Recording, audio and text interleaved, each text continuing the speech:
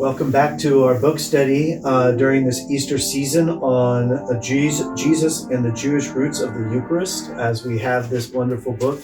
And we dive into now chapter 2, and we have with us a special guest, John Hammans, who will just share with us what caught his attention as he read this chapter. And so, John, what startled you, or what just brought you deeper into this book in this chapter here as we look at it?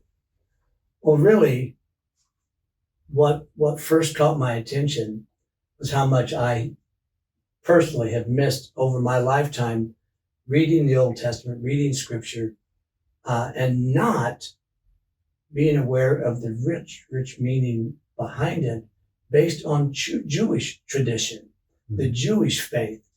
It's really easy for me and many, I would suppose, today to think of Jesus in modern terms as Jesus, the father of our Christianity, not as Jesus, a Jewish man who grew up with all of this rich Jewish tradition, so that the things that Jesus said, the things that were prophesied in the Old Testament have so much more meaning than what I ever took from just reading it on the surface. Mm-hmm. I just did not really fully give appreciation to what it was that was being said. And then in light of that, and then looking at basically the four things that are mentioned in this chapter about the new Moses and what the Jewish people were really looking for, this Messiah that would take them to a new and perfect Jerusalem. They weren't, I'm sure the zealots, maybe some were looking for someone to come in and kick tail and take names, Yes. But most scripture scholars believe that the Jewish people were well aware of the second Exodus. And that's what they were hoping and praying and waiting for. And I never saw it that way.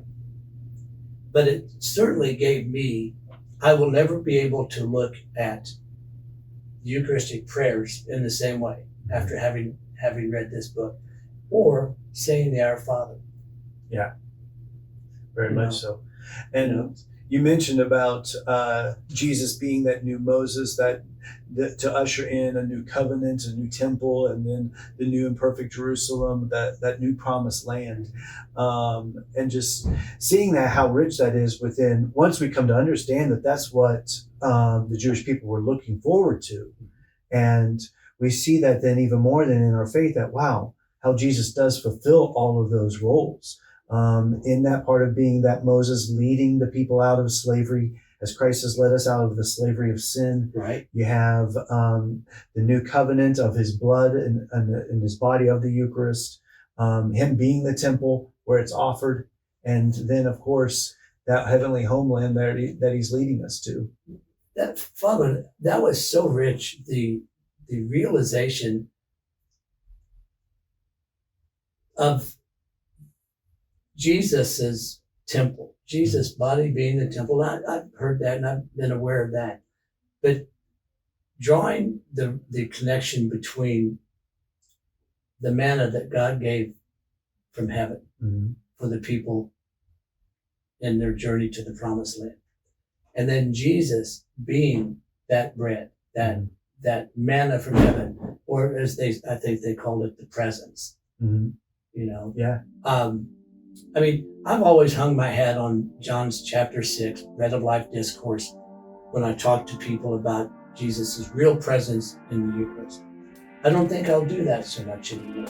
There's so much more that points to what Jesus was saying and how it was possible that he would give us his body, his blood, for our food. Yeah, of that, just that whole new covenant that he gives us in that. Yes.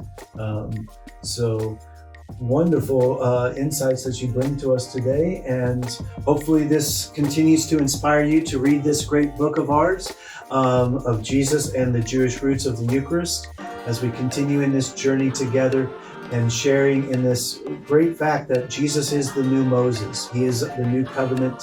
He is the new temple. And above all, He is the new promised land. And so we journey together in this book, but also in our faith. So thank you for joining us today, and have a blessed day.